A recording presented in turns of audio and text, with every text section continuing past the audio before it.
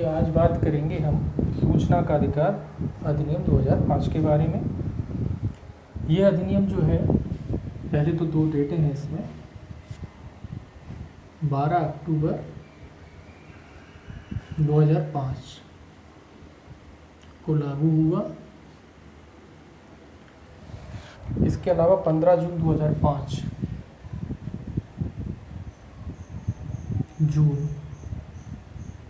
2005 को यह अधिनियम बन करके तैयार हुआ या राष्ट्रपति की स्वीकृति प्राप्त हुई। राष्ट्रपति की स्वीकृति प्राप्त हुई। तो ये दो डेटें जो है इम्पोर्टेंट है। सबसे पहले इस अधिनियम की जो उद्देश्य क्या है, तो इस अधिनियम के उद्देश्य के लिए हमको इसकी उद्देशिका पढ़नी पड़ेगी। उद्देशिका में किसी भी अधिनियम जो होता है उसकी उद्देश्य के बारे में बताया जाता है कि वो अधिनियम क्यों बनाया गया है। तो देखिए इसमें उद्देशिका पढ़ते हैं। पहले कहता है, प्रत्येक लोक प्राधिकारी के कार्यकरण में पारदर्शिता और उत्तरदायित्व के संवर्धन के लिए लोक प्राधिकारियों के नियंत्रणाधीन सूचना तक पहुंच सुनिश्चित करने के लिए नागरिकों के सूचना के अधिकार की व्यवहारिक शासन पद्धति स्थापित करने एवं केंद्रीय सूचना आयोग तथा राज्य सूचना आयोग का गठन करने और उनसे संबंधित या उनसे अनुषंगिक विषयों का उपबंध करने के लिए अधिनियम। तो इसका उद्देश्य पहला क्या है? उद्देश्य पारदर्शिता लाना। किसके कामों में? लोक प्राधिकारियों के कार्यों में पारदर्शिता लाना। किसके कार्यों में? लोक प्राधिकारियों के। तो लोक प्राधिकारियों के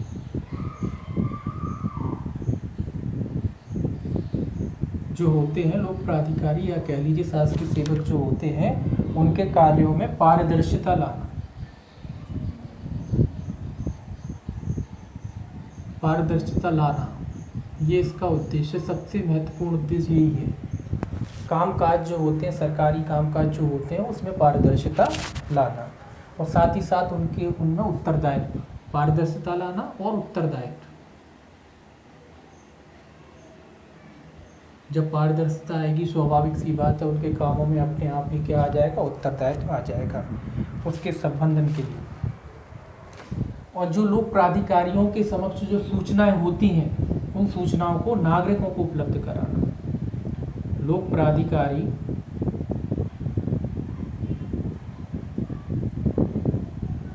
को जो उपलब्ध सूचना है, ऐसी सूचनाएं उन लोक प्राधिकारी तक जो सूचना है जनता की पहुंच उपलब्ध कराना। जनता मतलब नागरिक लिख लेंगे इसमें, नागरिकों की पहुंच उपलब्ध कराना। मतलब जो भी कामकाज हो रहे हैं किसी भी सरकारी कार्यालय वगैरह में, वहाँ तक जनता की पहुँच होना चाहिए ताकि जनता को पता पड़ सके कि क्या कामकाज हो रहे हैं। इसके अलावा ये दो ही मुख्य हैं मोस्टली इसमें, पारदर्शिता लाना और जनता की पहुँच। जनता मतलब नागरिक की बात करें, नागरिकों की पहुँच उपलब्ध कराना। तो ये अधिकार किसको प्राप्त है? केवल नागरिकों को। ये भी याद रखना है, आगे आएगा। ये नागरिकों को प्राप्त है। ये अधिकार किसको प्राप्त है? जो भारत के नागरिक हैं उनको प्राप्त है। तीसरा है सूचना आयोगों की स्थापना। केंद्र और राज्य दोनों है। सूचना आयोग जो है, केंद्र और राज्य दोनों की बात कर रहे हैं हम यहाँ, केंद्र और राज्य। जो सूचना आयोग है उनका गठन करना, ये भी उद्देश्य है इसका, है ना। और उनसे संबंधित जो भी विषय होते हैं, जो भी कामकाज होते हैं, उनका प्रबंधन करना, ये इस अधिनियम का उद्देश्य। तो मुख्य उद्देश्य यही है, पारदर्शिता लाना और जनता की पहुँच या नागरिकों की पहुँच, जो भी सूचनाएं हैं लोक प्राधिकारी के माध्यम, लोक प्राधिकारी के समक्ष, उस तक जनता की पहुंच को उपलब्ध कराना। यही इस अधिनियम का महत्वपूर्ण जो है उद्देश्य है बनाने का। इस अधिनियम को पारित करने का यही उद्देश्य है। तो इसमें दो डेटें हैं, आपको ये डेटें भी याद रखना है। अब देखिए इसका सेक्शन पहला क्या कहता है, उसको देखते हैं। प्रारंभिक अध्याय जो है 1 के बारे में प्रारंभिक है ये। अध्याय 1 क्या कहता है? देखिए ये कहता है, इस अधिनियम का संक्षिप्त नाम सूचना का अधिकार अधिनियम 2005। क्या नाम है इसका? ये सेक्शन 1 जो है क्या कहता है? सेक्शन 1 का जो पहला क्लॉज है वो क्या कहता है कि इसका नाम ये है, सूचना का अधिकार अधिनियम 2005। पूरा नाम क्या है? सूचना का अधिकार अधिनियम 2005। दूसरा कहता है कि इसका विस्तार कहाँ तक है। दूसरा क्लॉज क्या कहता है? इसका विस्तार कहाँ है? संपूर्ण भारत में। संपूर्ण भारत में। तो कहाँ इसका विस्तार है? संपूर्ण भारत में। 31, और ये संपूर्ण भारत में कब से हुआ है ये तो आप जानते ही हैं, 31 अक्टूबर 2019 से इसका विस्तार जो है संपूर्ण भारत में। उससे पहले ये जम्मू कश्मीर को छोड़ के संपूर्ण भारत में लागू था। अब 31 अक्टूबर 2019 के बाद से ये संपूर्ण भारत में लागू है। ठीक है। तीसरा जो क्लॉज है सबसे इम्पोर्टेंट है, ये आपको याद करना है। ये तो आपको याद ही करना है। ये कहता है कि धारा 4, ये आप ध्यान रखें, धारा सेक्शन जो है 4 की जो सब क्लॉज है, एक पहला, ये आप अलग से ध्यान रखेंगे। उसके बाद सेक्शन जो है सीधा लिख लेता हूँ मैं, सेक्शन 5 है, उसका क्लॉज है 1 और 2, पहला क्लॉज और दूसरा क्लॉज। ठीक है। उसके बाद सेक्शन जो है यहाँ लिख लेते हैं 12, सेक्शन 13, सेक्शन 16 और आपका सेक्शन 24, सेक्शन 27 और सेक्शन 28। ये जो प्रोविज़न है ये तुरंत प्रभावी हो जाएगी। जैसे ये अधिनियम लागू हुआ उसी दिन से ये प्रभावी हो जाएगी, तुरंत प्रभावी। ये याद रखना है कि कौन कौन से प्रोविज़न थे जो तुरंत प्रभावी हो गए थे। तो ये सेक्शन 4 का क्लॉज 1, 5 का क्लॉज 1 और 2, इसके बाद सेक्शन 12, 13, 16, 24, 27 और 28, ये वाले जो क्लॉज थे जैसे ही अधिनियम लागू हुआ तुरंत प्रभावी हो गए। इसके बाद जो कह रहा है कि बाकी जो बचे इन अधिनियमों, इन धाराओं को छोड़ करके बाकी जो प्रोविज़न बचे हैं वो इस अधिनियम के लागू होने के कितने दिन बाद? 120वें दिन बाद लागू होंगे, है ना। बाकी जो भी प्रोविज़न है वो इनके 120 दिन बाद अधिनियम लागू होगा, उसके 120 दिन बाद क्या होंगे? लागू होंगे। तो ये आपको याद रखना है, ये प्रोविज़न तुरंत लागू हुए, बाकी जो प्रोविज़न है कितने दिन बाद लागू होंगे? 120 दिन बाद, है ना। तो ये आपको याद रखना है, ये तो याद ही करना है। ठीक, तो ये याद करना है। इसके बाद देखिए सेक्शन जो दूसरा है वो परिभाषाओं से संबंधित है। सेक्शन जो 2 है वो परिभाषाओं से संबंधित है। उसमें परिभाषाएं दी गई हैं, उन परिभाषाओं को हम देखते हैं, पढ़ते हैं, उसके बाद देखेंगे कि क्या क्या परिभाषाएं कहती हैं, है ना। देखिए सेक्शन 2 क्या कहता है। सेक्शन 2 क्या कहता है? सेक्शन 2 ये परिभाषाओं से संबंधित है। ये कह रहा है पहला जो परिभाषा समुचित सरकार की परिभाषा दी गई है। 2A में जो है, ए लिख लीजिए सीधा, 2A है ये। ठीक है। 2A में जो परिभाषा दी गई है समुचित सरकार की परिभाषा दी गई है। समुचित सरकार क्या होता है? समुचित सरकार, देखिए केंद्र के मामले में केंद्र सरकार और राज्य के मामले में राज्य सरकार, तो उसको क्या बोलते हैं? समुचित सरकार। अब देखिए ये क्या कहता है, इसका पहला क्लॉज क्या कहता है? ये कहता है केंद्र सरकार या संघ राज्य क्षेत्र द्वारा स्थापित, गठित, उसके स्वामित्वाधीन, नियंत्रणाधीन या उसके द्वारा प्रत्यक्ष रूप से या अप्रत्यक्ष रूप से उपलब्ध कराई गई निधियों द्वारा पूर्णतः वित्त पोषित किया जाता है। केंद्र सरकार अभिप्रेत क्या मतलब है? ये कह रहा है कि जहाँ केंद्र सरकार की बात आती है या जहाँ संघ राज्य क्षेत्र की बात आती है या इनके द्वारा स्थापित किसी सरकार की बात आती है, स्वामित्वाधीन या जो केंद्र के नियंत्रण में रहती हैं, ऐसी कोई सरकार, ऐसे कोई पदाधिकारी वगैरह जो केंद्र के नियंत्रण में रहते हैं, जो केंद्र के अधीन रह करके कार्य करते हैं, तो उसका अर्थ क्या लगाया जाएगा? केंद्र सरकार। मतलब जो या तो केंद्र सरकार है या संघ राज्य क्षेत्र है तो वहाँ भी केंद्र का ही रहता है जिम्मेदारी। इसके अलावा केंद्र के जो सहायता वगैरह प्राप्त करते हैं, कुल मिला के केंद्र के कंट्रोल में रहती हैं जो समस्त प्राधिकारी, उसका अर्थ क्या है? केंद्र सरकार। और सेम ऐसे ये है, इसका दूसरा क्लॉज सेम ऐसे ये है कि जब राज्य की बात आती है, दूसरा क्लॉज देख लीजिए, इसको पढ़ देते हैं, दूसरा क्लॉज भी है। तो यहाँ कुछ एक खास याद नहीं रखना, आपको तो बस याद रखना समुचित सरकार में दोनों आती हैं, केंद्र सरकार और राज्य सरकार। जैसी भी स्थिति हो, केंद्र की स्थिति होगी, केंद्र लागू होता है तो केंद्र सरकार मांग लेंगे और राज्य के मामले में राज्य माना जाएगा, है ना। दूसरा ये कहता है राज्य सरकार द्वारा स्थापित, गठित, उसके स्वामित्वाधीन, नियंत्रणाधीन या उसके द्वारा प्रत्यक्ष रूप से या अप्रत्यक्ष रूप से उपलब्ध कराई गई निधियों द्वारा सारभूत रूप से वित्त पोषित किया जाता है। राज्य सरकार अभिप्रेत है। तो राज्य का अर्थ क्या है? जहाँ राज्य की बात आती है वहाँ राज्य सरकार, या राज्य द्वारा सहायता प्राप्त है, या ऐसा कोई प्राधिकारी जो राज्य के अधीन रह करके काम करता है, तो ऐसे मामलों में क्या अर्थ लगाया जाएगा सरकार का? राज्य सरकार। ठीक है, तो याद कुछ नहीं रखना, बस इतना रखना है समुचित में कौन कौन आते हैं, केंद्र भी आता है और राज्य भी आता है। जैसी भी स्थिति हो, अगर राज्य की केंद्र की बात है तो केंद्र सरकार मान ली जाएगी, और राज्य की बात है तो राज्य सरकार मान ली जाएगी। ठीक है ना, अगर केंद्र के अधीन कोई कर्मचारी वगैरह है, कोई सरकार वगैरह है ना, जिसको केंद्र सरकार ने वित्त पोषित करती है, सहायता करती है, तो केंद्र के अधीन है जो सेवाएं वो केंद्र सरकार है, और राज्य के अधीन जो सेवाएं हैं वो राज्य सरकार है। तो कोई खास नहीं है, बस इसको इतना सा ध्यान रखना है। अब देखिए बी जो है इसका 2B, बी क्या कहता है, जो बी परिभाषा है वो क्या कहती है? ये कहती केंद्रीय सूचना आयोग, इसको याद करना है आपको बस, केंद्रीय सूचना आयोग क्या है? केंद्रीय सूचना आयोग, इसकी नियुक्ति है धारा 12 में। वही परिभाषा में भी लिखा है कि धारा 12 की उपधारा 1 के अधीन गठित केंद्रीय सूचना आयोग अभिप्रेत है। केंद्रीय सूचना आयोग का अर्थ क्या? धारा 12 की उपधारा 1 के अधीन गठित आयोग, ये याद करना है आप, ये सीधा सीधा याद करना है। तो धारा 1 में अपन जब पढ़ेंगे तब उसमें नियुक्ति होती है कि तो केंद्रीय सूचना आयोग क्या है? जो धारा 12(1) के अधीन गठित किया जाता है। ऐसा आयोग क्या कहलाता है? केंद्रीय सूचना आयोग कहलाता है। केंद्रीय सूचना आयोग क्या है? जो धारा 12(1) के अधीन गठित किया जाता है। ठीक है, अब देखिए इसका जो तीसरी परिभाषा सी जो परिभाषा है वो केंद्रीय लोक सूचना अधिकारी, केंद्रीय लोक सूचना अधिकारी की बात करती। केंद्रीय लोक सूचना अधिकारी कौन है? केंद्रीय लोक, इसमें केंद्र और राज्य दोनों है, लोक सूचना अधिकारी कौन होता है? केंद्रीय सूचना अधिकारी।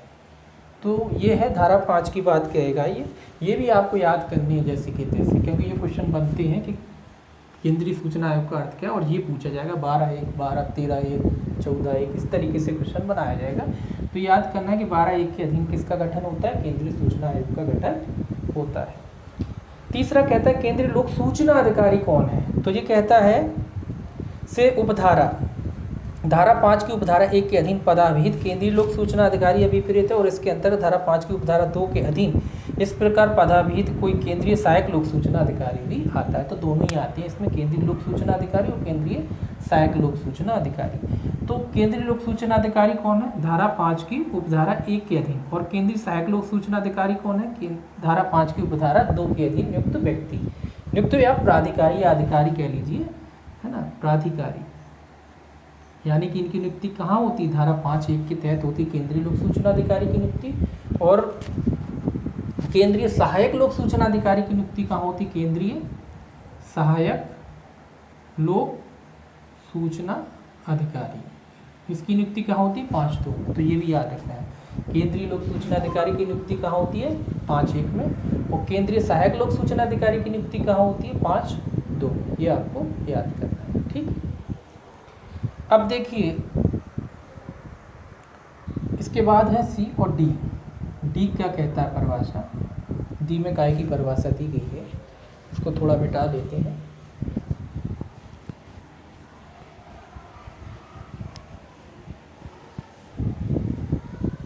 देखिए डी में काय की परिभाषा दी गई है। डी जो है उस काय की परिभाषा कहता है। डी कहता है मुख्य सूचना आयुक्त। मुख्य सूचना आयुक्त की कहाँ परिभाषा दी गई, ये याद करनी है आप। ठीक है, मुख्य सूचना आयुक्त, ये भी 12 में दी गई। मुख्य सूचना आयुक्त कहाँ है ये याद करना, 12(3) में। केंद्रीय सूचना आयोग का 12(1) में, और मुख्य सूचना आयुक्त और सूचना आयुक्त जो है दोनों की बात है, मुख्य सूचना आयुक्त व सूचना आयुक्त।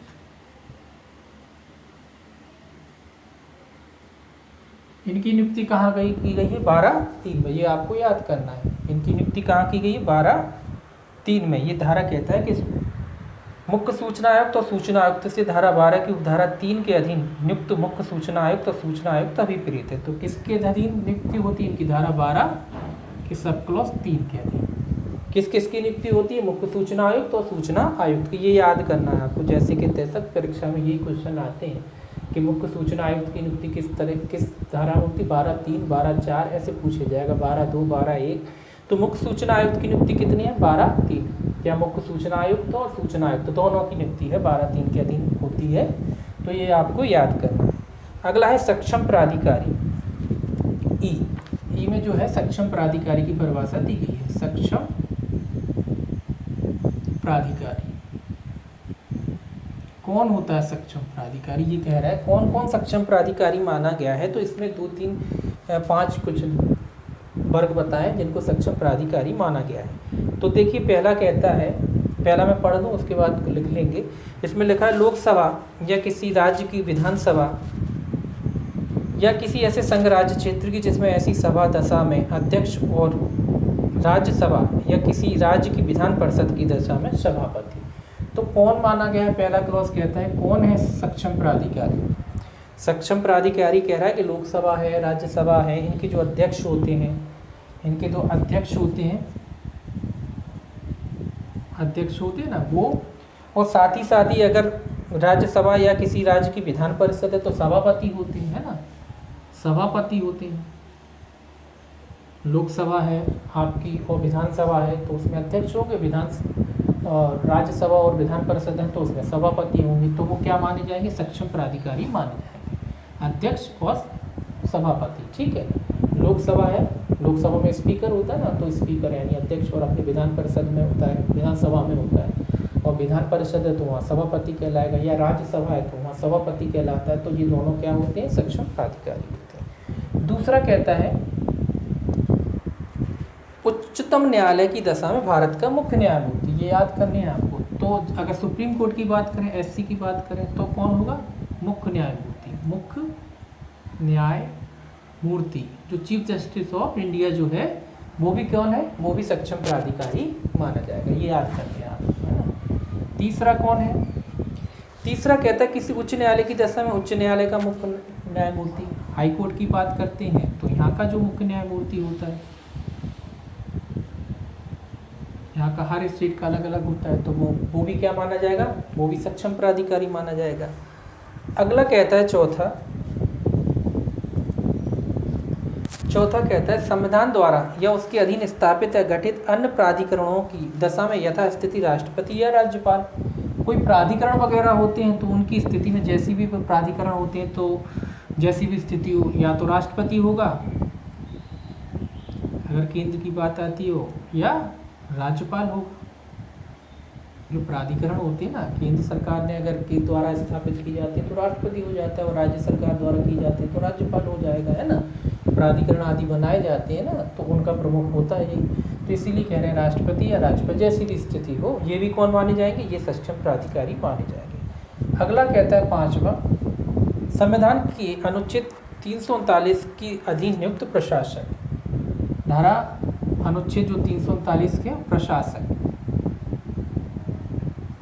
मतलब जो केंद्र शासित प्रदेश होते हैं वहाँ की सत्ता चलाने के लिए, सरकार चलाने के लिए प्रशासक नियुक्त किए जाते हैं, तो वो भी क्या माने जाएंगे? सक्षम प्राधिकारी माने जाएंगे। जैसे अंडमान निकोबार द्वीप समूह वगैरह, वहाँ पे क्या होता है, वहाँ राज्यपाल वगैरह ना होके कौन होते हैं? ये प्रशासक होते हैं।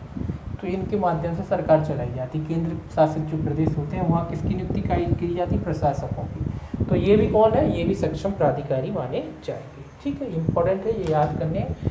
कौन कौन आता है? अध्यक्ष या सभापति, चीफ जस्टिस ऑफ इंडिया, फिर उसके बाद मुख्य न्यायमूर्ति जो जिस भी स्टेट के हों, हाई कोर्ट के और सुप्रीम कोर्ट के दोनों के, राष्ट्रपति और फिर राज्यपाल और प्रशासक। ये लोग कौन होते हैं? ये लोग सक्षम प्राधिकारी की श्रेणी में आते हैं। इनको क्या याद करना है कि ये इसलिए याद करना है कि मान लो इसमें से पूछेंगे इनमें से कौन सक्षम प्राधिकारी नहीं है, और 3 दे दिए, एक अलग दे दिया, है ना।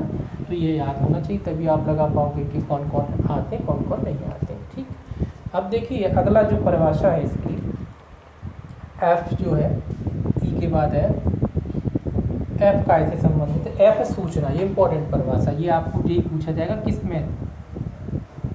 सूचना जो एफ में है, ये पूछा जाता है कि कौन से में परिभाषित की गई है? 2F में या 2 हिंदी में 4, तो दोनों ही याद रखिए, हिंदी इंग्लिश दोनों।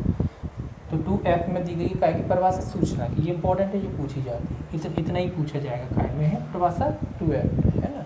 तो सूचना में क्या आता है? अंदर कोई खास बात नहीं है, लेकिन ये इंपॉर्टेंट है कि 2F सूचना तो आप जानते हैं किसी भी माध्यम से दी जा सकती है ना, किसी भी तरीके की हो सकती है। ये लिखा है सूचना से किसी इलेक्ट्रॉनिक रूप में धारित अभिलेख, दस्तावेज, ज्ञापन, ईमेल मत, सलाह, प्रेस, विज्ञप्ति, परिपत्र, आदेश, लॉगबुक, संविदा, रिपोर्ट, कागज पत्र, नमूदे, मॉडल, आंकड़े संबंधी सामग्री और किसी प्राइवेट निकाय से संबंधित ऐसी सूचना सहित जिस तक तत्समय प्रवृत्त किसी अन्य विधि के अधीन किसी लोक प्राधिकारी की पहुंच हो सकती है, किसी रूप में कोई सामग्री अभिप्रेत है। तो कोई भी सामग्री सूचना के अंतर्गत आती है। समस्त सामग्रियां आप याद रखें कि समस्त सामग्रियां, चाहे वो इलेक्ट्रॉनिक रूप में हो चाहे वो मेल के रूप में हो, समस्त सामग्री आती है इसमें, चाहे वो मेल के रूप में हो चाहे वो इलेक्ट्रॉनिक रूप में हो चाहे वो किसी भी फॉर्मेट में हो, सूचना के तहत आती है। यहाँ तक कि ये कह रहा है कोई ऐसी सूचना भी, ये याद रखने वाली चीज़ है, जो कोई प्राइवेट व्यक्ति की सूचना है लेकिन उस तक पहुँच है किसकी, लोक प्राधिकारी की पहुँच में है वो, या लोक प्राधिकारी उस पर पहुंच रखता है, तो ऐसी सूचना भी काय में मानी जाएगी, सूचना में मानी जाएगी। ऐसा जो भी दस्तावेज है वो क्या माना जाएगा, सूचना माना जाएगा। ऐसा कोई दस्तावेज जो किसी प्राइवेट व्यक्ति का दस्तावेज है लेकिन उस पर किसकी, लोक प्राधिकारी की, इनकी पहुंच है, ये उस पर पहुंच रखते हैं, तो ऐसा दस्तावेज क्या है, ऐसा दस्तावेज भी सूचना की परिभाषा में आएगा।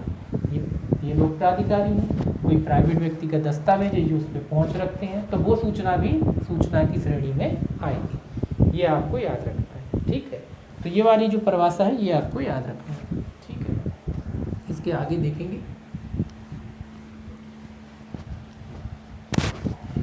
देखिए इसके आगे क्या है।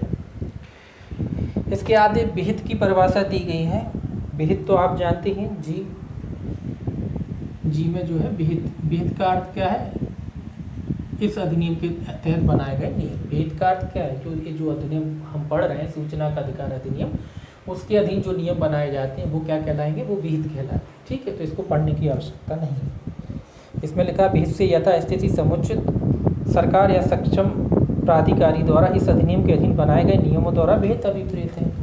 तो समुचित सरकार बना सकती है, यानी केंद्र और राज्य, या कोई प्राधिकारी है वो बनाएगा। कौन बनाएगा, इस अधिनियम के तहत जो नियम बनाता है वो नियम क्या है, वो नियम विहित है। तो विहित का अर्थ वही होता है, हर एक एक्ट में एक ही होता है, जो हम अधिनियम पढ़ रहे होते हैं उसके द्वारा जो नियम बनाए जाते हैं, उसके अधीन जो नियम बनाए जाते हैं वो विहित कहलाते हैं, ठीक है। तो ये परिभाषा कॉमन है, सभी में एक ही होती है। अब इसमें अब देखिए उसके बाद आता है एच। एच क्या कहता है, एच जो है आपका लोक प्राधिकारी से संबंधित है। लोक प्राधिकारी कौन कौन है, लोक प्राधिकारी की परिभाषा में कौन कौन आता है ये बताता है। देखिए ये कहता है, पहला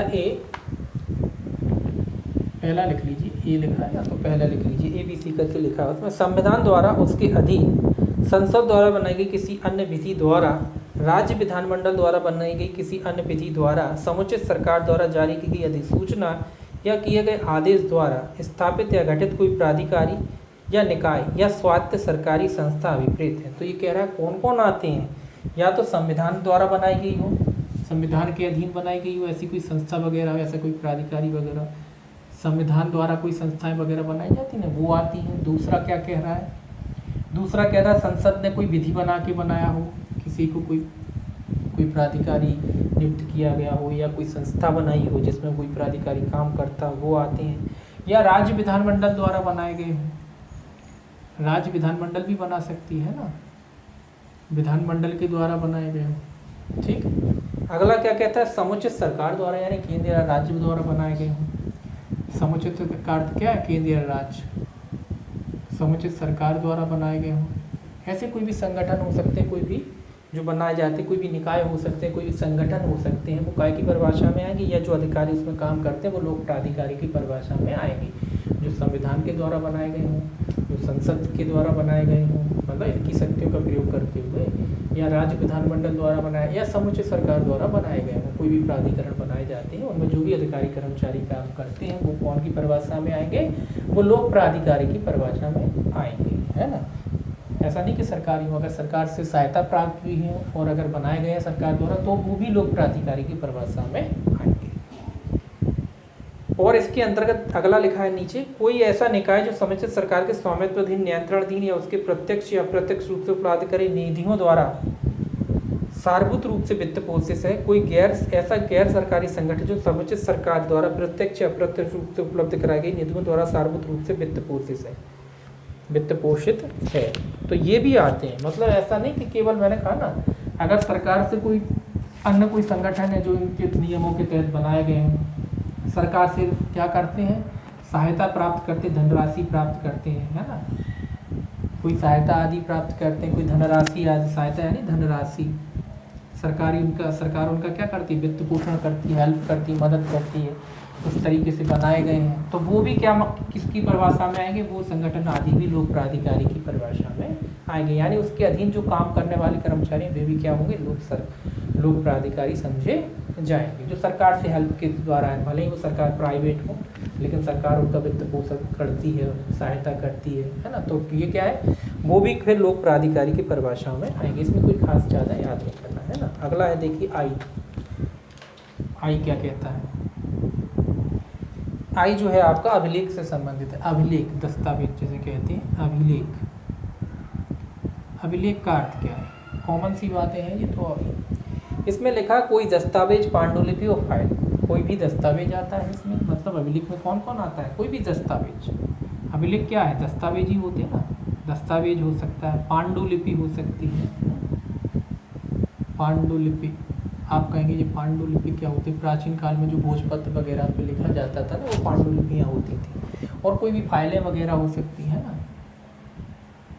ये सब क्या है, ये सब अभिलेख में आते हैं, है ना, चाहे जितने प्राचीन हो, अगर है प्राधिकारी को उपलब्ध है तो वो सब इसमें आएंगे। दूसरा कहता है कौन कौन आते हैं, किसी दस्तावेज की कोई माइक्रोफिल्म, माइक्रोफिल्म या प्रकृति, जो माइक्रोफिल्म वगैरह बनाई जाती थी, अब बनाई जाती ना,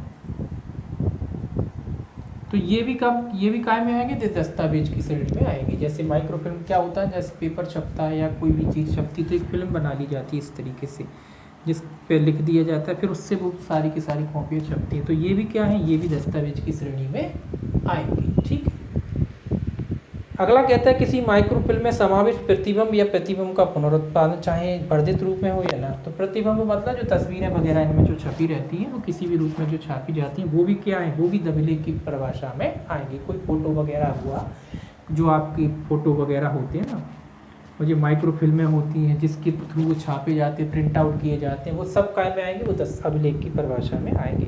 इसके अलावा जो कंप्यूटर में आपके भंडारित सेवा वो होती हैं, वो कंप्यूटर से जो आपके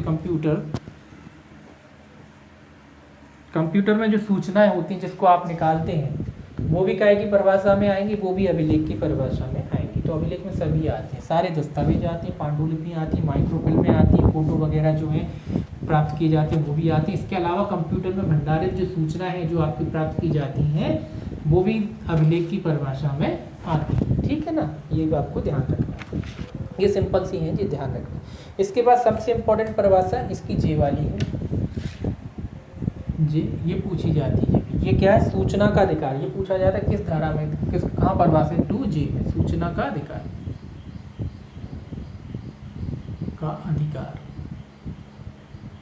उससे पहले आपने क्या पढ़ा, सूचना। अब ये क्या है, सूचना का अधिकार, सूचना का अधिकार और ये सूचना, ये दोनों याद रखनी है आपको। सूचना कितने में थी, F में थी, और ये कितनी में, J में, है ना। तो ये याद रखना, ये पूछी जाती है। इतना ही पूछेंगे कि कहाँ दिया गया, 2J में दिया गया। ये क्या कहता है, सूचना का अधिकार में क्या क्या आता है, देखिए इसमें लिखा है, सूचना के अधिकार से इस अधिनियम के अधीन पहुंच योग्य सूचना का जो किसी लोक प्राधिकारी द्वारा या उसके नियंत्रण अधीन धारित है अधिकार अभिप्रेत है, और इसमें निम्नलिखित का अधिकार सम्मिलित है। क्या कौन से अधिकार सम्मिलित है, मतलब ऐसा कोई अधिकार जो लोक प्राधिकारियों की पहुंच तक है। पहले अपन ने पढ़ा ना, ऐसी कोई भी सूचना जहाँ तक लोक प्राधिकारी की पहुँच है, लोक प्राधिकारी के कुल मिला के कंट्रोल में, ऐसी सूचना के अधिकार के अंतर्गत आती है। मतलब ऐसी कोई सूचना जो लोक प्राधिकारियों के पास उपलब्ध है, आप उसे प्राप्त कर सकते हैं। पहला क्या कहते हैं, कृति, दस्तावेज या अभिलेख। तो क्या क्या प्राप्त कर सकते हैं सूचना का अधिकार में, आप कृति, दस्तावेज, निरीक्षण, इसके अलावा दस्तावेजों या अभिलेखों के टिप्पण, उसको जाके नोट कर सकते हैं, है ना, नोट भी कर सकते हैं, जाके टिप्पण कर सकते हैं। अभिलेखों का टिप्पण, उद्धरण, प्रमाणित प्रतिलिपि ले सकते हैं। सामग्री की प्रमाणित नमूने ले सकते हैं, उनके कोई नमूने वगैरह लेना चाहे वो भी ले सकते हैं। प्रमाणित प्रतिलिपि ले सकते हैं, प्रमाणित प्रमाणित प्रतिलिपि आदि लेना चाहे तो वो भी ले सकते हैं, है ना। अगले डिस्क टैप फ्लॉपी वगैरह उसमें लेना चाहे तो उस तरीके से भी ले सकते हैं, पेन ड्राइव फ्लॉपी, उस तरीके से भी क्या कर सकते हैं आप सारी सूचनाओं को एकत्रित कर सकते हैं, ले सकते हैं माध्यम से, किसी भी माध्यम से निरीक्षण कर सकते हैं, जाके उसके दस्तावेज क्या कहते हैं सर्टिफाइड कॉपी ले सकते हैं, नमूने ले सकते हैं, पेन ड्राइव के माध्यम की अगर सूचना है तो उस तरीके से भी आप उसको प्राप्त कर सकते हैं। तो ये सब क्या में आता है, ये सब सूचना के अधिकार की परिभाषा में आता है, ठीक है। अब अगला देखिए, अपने केंद्रीय लोक सूचना अधिकारी पढ़ा था, अब ये के है, ये कहता है राज्य सूचना अधिकारी। राज्य सूचना अधिकारी की नियुक्ति कहाँ है, राज्य सूचना अधिकारी, ये याद करनी है ये चीज़ें तो आपको। राज्य सूचना अधिकारी कहाँ है, धारा 15 की उपधारा 1, इनकी नियुक्ति कहाँ है, उनकी नियुक्ति कहाँ थी केंद्रीय लोक सूचना अधिकारी 12(1) में, और इनकी नियुक्ति कहाँ है 15(1) में, ये याद रखना। तो राज्य सूचना अधिकारी की नियुक्ति किस धारा में की जाती है, 15(1) के अधीन। जिस व्यक्ति की या जिस प्राधिकारी की नियुक्ति 15(1) के अधीन की जाती है वो कौन कहलाता है, वो राज्य सूचना अधिकारी कहलाता है। इसके अलावा देखिए एल जो है परिभाषा, एल जो परिभाषा है वो कौन की है, एल में परिभाषा दी गई है आपकी राज्य मुख्य सूचना आयुक्त और राज्य सूचना आयुक्त। राज्य मुख्य सूचना आयुक्त, राज्य मुख्य सूचना आयुक्त और आपका राज्य मुख्य सूचना आयुक्त और राज्य मुख्य सूचना आयुक्त और राज्य सूचना आयुक्त क्या लिखा है, राज्य मुख्य सूचना आयुक्त और राज्य सूचना आयुक्त, राज्य सूचना आयुक्त, सॉरी राज्य सूचना आयुक्त, राज्य सूचना आयुक्त, ठीक है, दोनों के बारे में कह रहा है। और वहाँ किस बार वहाँ वो उधर कौन सी धारा में पढ़ा था, केंद्र के बारे में 12(3) में, यहाँ कितने में है, यहाँ 15(3) में, यहाँ कितने में 15(3) में, कितने में नियुक्ति होती है 15(3) में, वहाँ 12(3) में थी, यहाँ कितने में 15(3) में। 15(3) के अधीन किसकी नियुक्ति होती है, राज्य मुख्य सूचना आयुक्त और सूचना आयुक्त की। वहाँ कितने में नियुक्ति हो रही थी, वहाँ 12(3) में हो रही थी। केंद्रीय मुख्य सूचना आयुक्त था या सूचना आयुक्त था या और मुख्य राज्य जो सूचना आयुक्त था उनकी नियुक्ति थी 12(3) में, और इनकी नियुक्ति कितने में, राज्य की बात करें तो 15(3) में। ये याद करना है आपको जैसे कि तैसे, ठीक है। इसके अलावा देखिए अगला है एम, KLM। एम जो है, एम का ऐसे संबंधित है, एम है राज्य लोक सूचना अधिकारी। राज्य लोक सूचना अधिकारी दोनों की नियुक्ति ये यहाँ सेम है, दोनों की राज्य लोक सूचना अधिकारी और केंद्रीय लोक सूचना अधिकारी। तो धारा 5 की उपधारा, धारा 5 की उपधारा 1 और 5 की उपधारा 2, दोनों यहाँ केंद्र और राज्य दोनों की नियुक्ति होती है इसी में। तो इसमें लिखा है राज्य लोक सूचना अधिकारी से धारा 5 की उपधारा 1 के अधीन पदान्वित राज्य लोक सूचना अधिकारी अभिप्रेत है, और इसके अंतर्गत धारा 5 की उपधारा 1 के अधीन उस रूप में पदान्वित सहायक लोक सूचना अधिकारी सभी अभिप्रेत है। तो दोनों की नियुक्ति, किसकी नियुक्ति, धारा राज्य लोक सूचना अधिकारी, लोक सूचना अधिकारी और सहायक राज्य लोक सूचना अधिकारी, इसकी नियुक्ति कितने में 15(2) है। और यहाँ केंद्र की भी है, लोक सूचना अधिकारी की नियुक्ति और राज्य लोक सूचना अधिकारी की नियुक्ति, दोनों की नियुक्ति 5(1) में, ठीक है। सहायक राज्य लोक सूचना अधिकारी और राज्य सहायक लोक सूचना अधिकारी दोनों की नियुक्ति कितने में है, 2 में है। मतलब केंद्र और राज्य दोनों की नियुक्ति नहीं है। केंद्र का केंद्रीय लगा लीजिए, केंद्रीय लोक सूचना अधिकारी या राज्य लोक सूचना अधिकारी दोनों की नियुक्ति 1 में है, और सहायक राज्य लोक सूचना अधिकारी या सहायक केंद्रीय लोक सूचना अधिकारी दोनों की नियुक्ति 5(2) में है। ये आपको याद रखना है, दोनों की, ठीक है।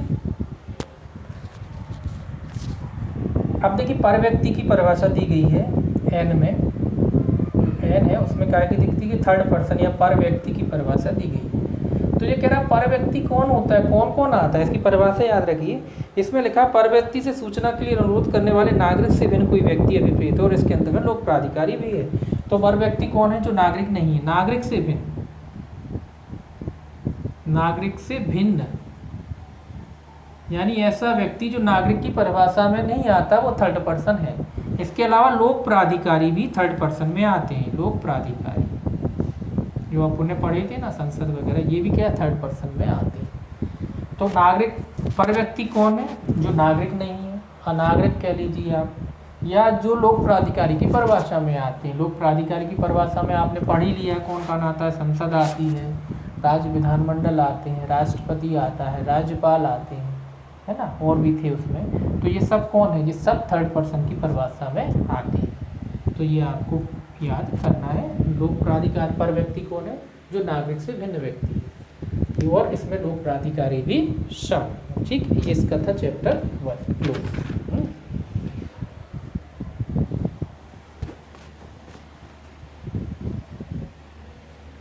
अब देखिए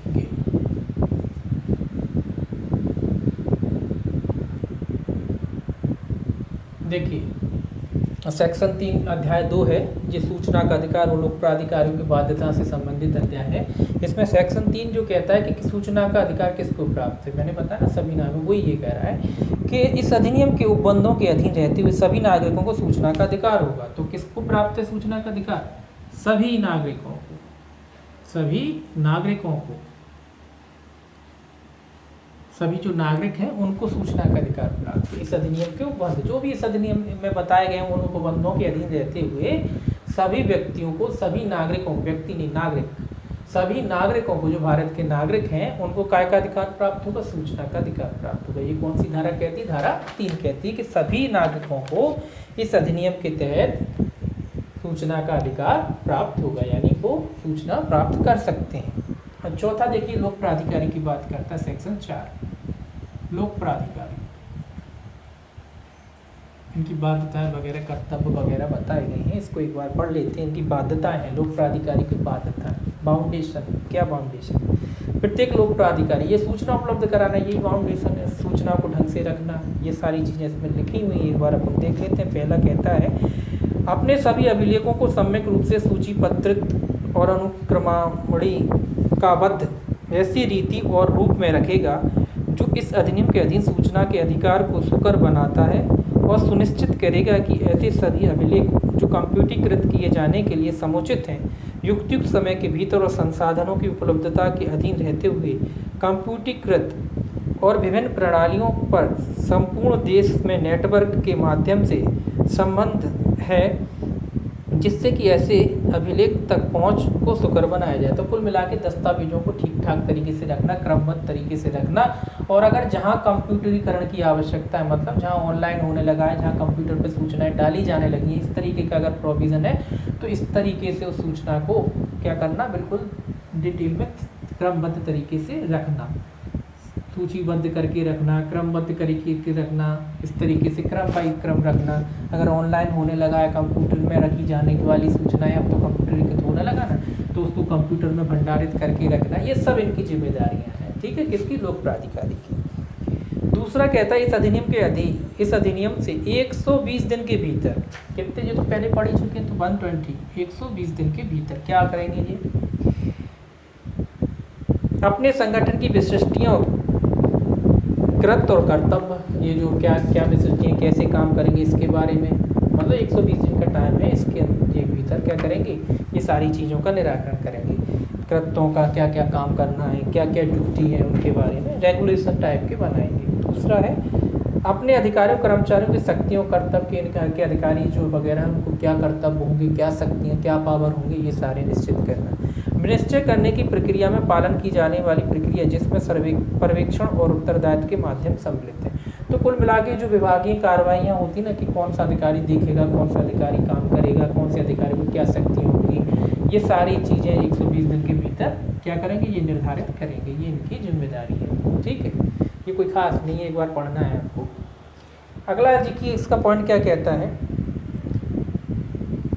अपने कृत्यों के निर्वहन के लिए स्वयं द्वारा स्थापित मापदंड, कुछ मापदंड होते हैं, आप जो काम कर रहे हैं क्या मापदंड होंगे, क्या वो मापदंडों को कैसे पालन किया जाएगा, वो मापदंड भी ये निश्चित करेंगे। ठीक है, अगला है इसमें अपने द्वारा या अपने नियंत्रणाधीन धारित या अपने कर्मचारियों द्वारा अपने कृत्यों के निर्वहन के लिए प्रयोग किए गए नियम, विनियमन, अनुदेश, निर्देशिका और अभिलेख, अपने कर्मचारियों से संबंधित नियम वगैरह हैं। ये एक बार पढ़ने जो कोई खास इंपॉर्टेंट नहीं है, ना पूछे जाते हैं, केवल सेक्शन। तो ये क्या है? ये सारी चीज़ें आपको भी वो क्या करेंगे, निर्धारित करेंगे। अगला है ऐसे दस्तावेज जो उसके द्वारा धारित उसके नियंत्रणीय प्रबंधकों के विवरण, मतलब कौन कौन से दस्तावेज किन किन अधिकारियों को पास है, वो सारे विवरण ब्यौरे कहाँ हैं, कैसे हैं, किसके कब्जे में है, वो सारे ब्यौरे वगैरह रखना, ये भी क्या है, ये भी इनकी ड्यूटी है, कर्तव्य है। अगला है किसी व्यवस्था की विशिष्टियों जो उसकी रीति की संरचना या उसके कार्यान्वयन के संबंध में जनता के सदस्यों से परामर्श के लिए या उसके द्वारा अभ्युदय के लिए विद्यमान है। ये ऐसे कोई मामले होते हैं जहाँ जनता की राय वगैरह ली जाती है, किन मामलों में लेना आवश्यक है, वो सारी चीज़ें, ये भी क्या है, इनका ड्यूटी है, कर्तव्य, इस तरीके के नियम वगैरह बनाना, उनका फॉलो करना।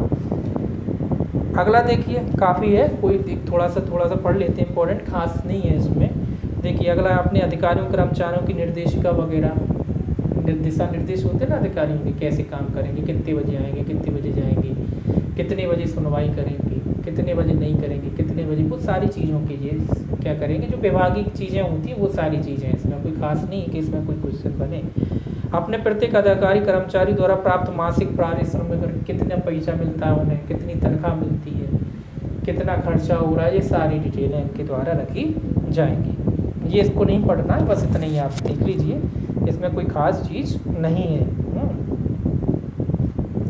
अब नीचे से देखिए, ये कहता है अगला सी जो इसका है कि महत्वपूर्ण नीतियों की विरचना करते समय या ऐसे विनिश्चयों की घोषणा करते समय जो जनता को प्रभावित करते हो सभी सुसंगत तथ्यों को प्रकाशित करेगा। तो ये कह रहा है कि जब भी ये कोई नीतियाँ बनाएंगे जिससे जनता पे प्रभाव पड़ता है तो उसकी सूचना दी जाएगी। मतलब एक क्या निकालेंगे, सूचना निकालेंगे। कोई भी जब नीति बनाते हैं जो जनता को सीधी प्रभावित करती है तो उसके लिए सूचना निकाली जाएगी, गजट निकाला जाता है ना, एक सूचना निकाली जाती है कि ये सारी हो रहा है। अगर किसी को कोई दावे आपत्ति हो तो वो, अगर ऐसी कोई जो नियम वगैरह बनाते जो जनता से सीधा जुड़ा हुआ है तो उसके लिए क्या निकालेंगे, उसका प्रकाशन कराएंगे। पहले प्रकाशन का मतलब क्या है, दावे आपत्तियाँ दी जाएगी, प्रकाशन होगा इसका, क्या होगा, प्रकाशन। प्रकाशन का अर्थ क्या है, जो भी दावे आपत्ति हैं वो सुनी जाएगी। ठीक है। दूसरा, प्रभावित व्यक्तियों को अपने प्रशासनिक या न्यायिक कल्प विनिश्चयों के लिए कारण उपलब्ध कराना। जो भी व्यक्ति प्रभावित है उसको स्वाभाविक सी बात है, उसके लिए क्या उपलब्ध कराना, न्यायिक कल्प उपलब्ध कराना, जी लिखा है ना, न्यायिक कल्प।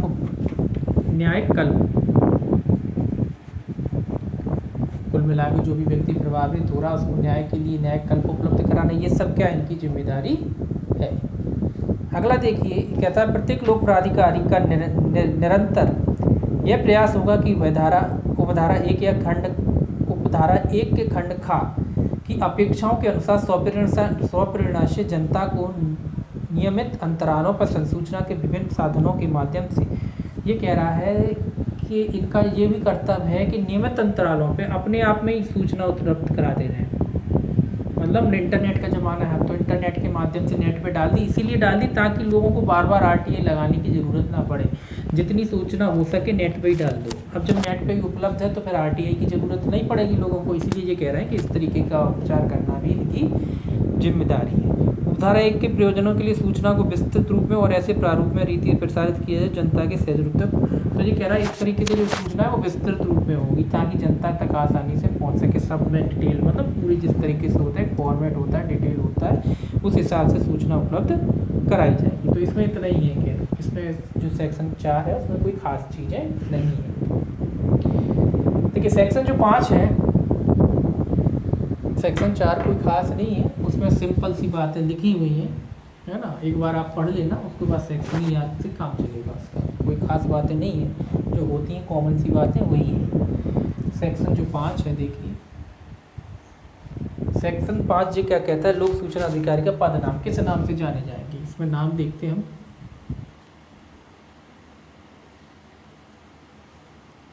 का पद नाम,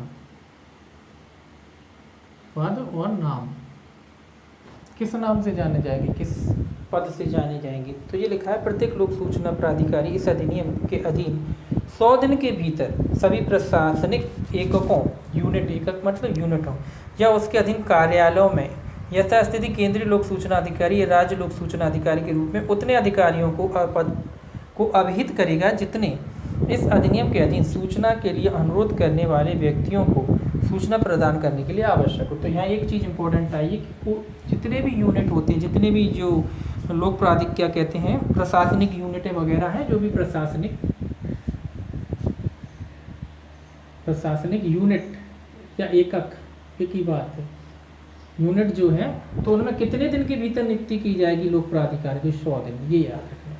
कितने दिन का टाइम है? 100 दिन, ये याद रखना है। 100 दिन के भीतर इनकी नियुक्ति की जाएगी। किनकी की जाएगी? लोक प्राधिकारियों की नियुक्ति की जाएगी। जितनी भी यूनिट है, जितनी यूनिट होती ना, जितने भी विभागों की जितनी भी ब्रांचें होती, सब जगह लोक प्राधिकारी, लोक सूचना अधिकारी वगैरह है, इनको नियुक्त किया जाएगा। और कितने दिन के भीतर नियुक्त किया जाएगा? 100 दिन के भीतर नियुक्त किया जाएगा। केंद्रीय लोक सूचना अधिकारी और राज्य लोक सूचना अधिकारी, तो किस क्या नाम से, जो तो अपन नाम पहले ही पढ़ चुके हैं, केंद्रीय लोक सूचना अधिकारी होंगे या राज्य होंगे?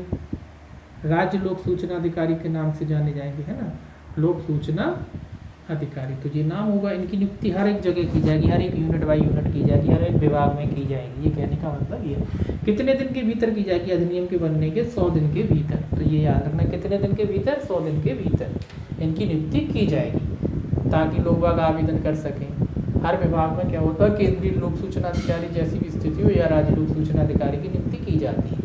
तो जहाँ जाके आप अपना RTI का आवेदन लगा सकते हैं, या डाक से भी भेज सकते हैं। ऐसा नहीं कि हैंड टू हैंड भी दे सकते हैं और डाक से भी भेज सकते हैं, जैसा आपको उचित लगे वैसा आप कर सकते हैं। ठीक है, केवल 10 रुपये का टिकट लगता है, उस पर आप 10 रुपये का टिकट लगा के उसको दे सकते हैं। और जहाँ कोई जो भी उचित फीस होती है, एक्स्ट्रा जो फीस होती है, अगर वो है तो वो भी देना पड़ती है। जो भी ज़्यादा नहीं होता शुल्क, मोस्टली 10 रुपये का टिकट लगता है। इसके अलावा फिर ज़्यादा बड़ी आप सूचना निकलवा रहे हो तो उस हिसाब से जो फोटोकॉपी का जो पैसा, जो सरकार ने रेट निश्चित की, उसके हिसाब से एक्स्ट्रा पैसा देना पड़ता है। ठीक है,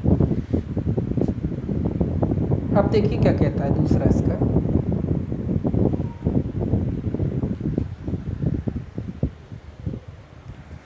दूसरा कह रहा है, उपधारा 1 के उपबंधों पर प्रतिकूल प्रभाव डाले बिना प्रत्येक लोक सूचना अधिकारी इस अधिनियम के अधीन 100 दिन के भीतर किसी प्राधिकारी को प्रत्येक उपमंडल स्तर पर या अन्य उप जिला स्तर पर यथास्थिति केंद्रीय सहायक लोक सूचना अधिकारी या किसी, देखिए ये कह रहा जिला स्तर पे होगा। इसी के अलावा जो जिले के बाद जो उपखंड वगैरह होते हैं उनमें भी इनकी नियुक्ति की जाएगी। इनमें भी 100 दिन के भीतर की जाएगी। इनमें जो बताना था केंद्रीय, यहाँ सहायक लग जाएगा बस, केंद्रीय सहायक और राज्य सहायक लोक सूचना अधिकारी। जो जिला स्तर है वहाँ केंद्रीय लोक सूचना अधिकारी के नाम से नियुक्ति होगी, और जो तहसील स्तर होता है, जो उपखंड कहते हैं, उपखंड स्तर होता है, उनमें केंद्रीय सहायक लोक सूचना अधिकारी या राज्य सहायक लोक सूचना अधिकारी के नाम से इन्हें जाना जाएगा। उनकी भी नियुक्ति कितने दिन के भीतर की जाएगी? 100 दिन के भीतर इनकी भी नियुक्ति की जाएगी। यही इसमें है। अगला है इसका तीसरा, परंतु यह कि जहाँ सूचना या तामील के लिए कोई आवेदन यथास्थिति केंद्रीय लोक सूचना, तो इसमें ये सहायक लोक सूचना अधिकारी या कि सहायक लोक सूचना अधिकारी को दिया जाता है, वहाँ उपधारा 7 की 1 के अधीन विनिर्दिष्ट स्तर के लिए अवधि की संगणना करने में 5 दिन की अवधि जोड़ दी जाएगी। ठीक है, देखिए क्या होता है इसमें, आगे पढ़ेंगे अपनी। ये कह रहा है कि सूचना जो अधिकार होता है आपको, जो अगर आपने आवेदन लगाया तो कितने दिन में देना पड़ती है? 30 दिन के भीतर। 30 दिन के भीतर सूचना आपको उपलब्ध कराई जाएगी, ये लिमिट है। लेकिन अगर आपने यहाँ आवेदन ना लगा के यहाँ लगाया तो ये कह रहा है कि उसमें 5 दिन और जोड़ दिए जाएंगे। कितने जोड़ दिए जाएंगे? 5। यानी फिर जो सूचना आपको 30 दिन को मिलती थी उसकी अवधि कितनी हो जाएगी? 5 दिन। क्यों ऐसा क्यों किया? ऐसा इसलिए किया ना, यहाँ का आवेदन था आपने यहाँ लगाया तो यहाँ जाने में 2-3 दिन जो लगते हैं एक्स्ट्रा, इसलिए तो इसलिए कहा है कि उसमें अगर आप लगाते हैं तो फिर 5 दिन का और एक्स्ट्रा समय लगेगा। जो सूचना आपको 30 दिन में मिलना थी वो कब कितने में मिलेगी? 35 दिन में। तो यहाँ याद रखेंगे कितना पड़ जाएगा? 5 दिन। ये भी 5 दिन के बाद मिलेगी सूचना, यानी 30 दिन प्लस 5, 35 दिन का उसमें मैक्सिमम टाइम हो जाएगा।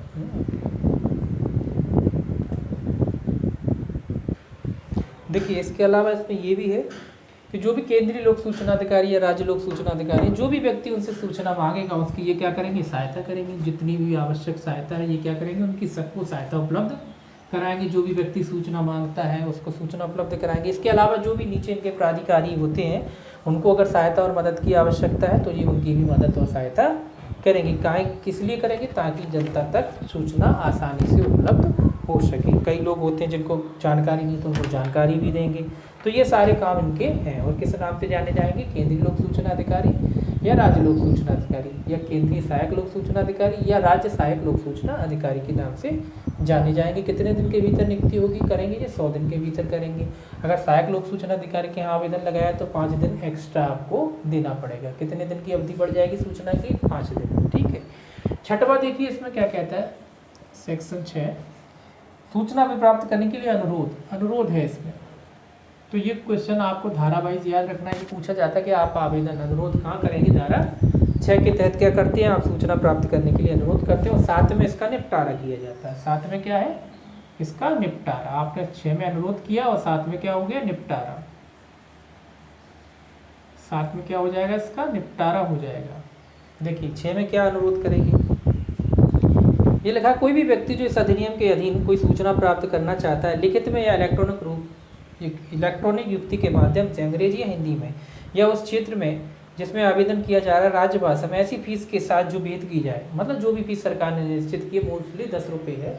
तो जो 10 रुपये की फीस है, जो भी एक आवेदन आता है भरा है, उसके आप भर के या तो आप पोस्टल ऑर्डर से भेज सकते हैं, लिखा ना, इलेक्ट्रॉनिक माध्यम से भी भेज सकते हैं, या आप चाहें खुद जाके वहाँ जमा भी कर सकते हैं। रसीद कटती हो, आप रसीद कटवा के जमा कर सकते हैं। तो इस तरीके से आप क्या कर सकते हैं, सूचना के लिए आवेदन कर सकते हैं। इसमें लिखा, संबंधित लोक प्राधिकारी के यथास्थिति केंद्रीय लोक सूचना अधिकारी या राज्य लोक सूचना, जैसी भी स्थिति हो जहाँ भी आप आवेदन लगा रहे हो, यथास्थिति केंद्रीय लोक सूचना अधिकारी या राज्य लोक सूचना अधिकारी को उसके मांगी गई सूचना की विनिर्दिष्ट करते हुए अनुरोध करेगा। मतलब कौन कौन सी सूचना है आपको लिखना पड़ता है। एक आवेदन होता है कि एक सूचना ये फलानी, फिर दूसरी ये कि उसकी प्रमाणित, इस तरीके से आपको लिखना होता है। संख्या वगैरह जो है वो सारी चीज़ें लिख करके आप क्या करना पड़ता है, टिकट लगाना पड़ता है 10 रुपये का, उसमें 10 रुपये का उस पर पैसे के लिए। तो 10 रुपये का आप लग जाता है, 10 रुपये का फीस शुल्क जो है आपको इसमें लगाना पड़ता है। उसके बाद जो भी आपकी जो सरकार ने शुल्क निश्चित किया है, जितनी भी बड़ी नकल निकाल रहे हैं आप, प्रमाणित प्रति निकाल रहे हैं, उसके हिसाब से आपको वहाँ देना पड़ता है। तो आप दोनों तरीके से भेज सकते हो, चाहे तो डाक के माध्यम से भेजो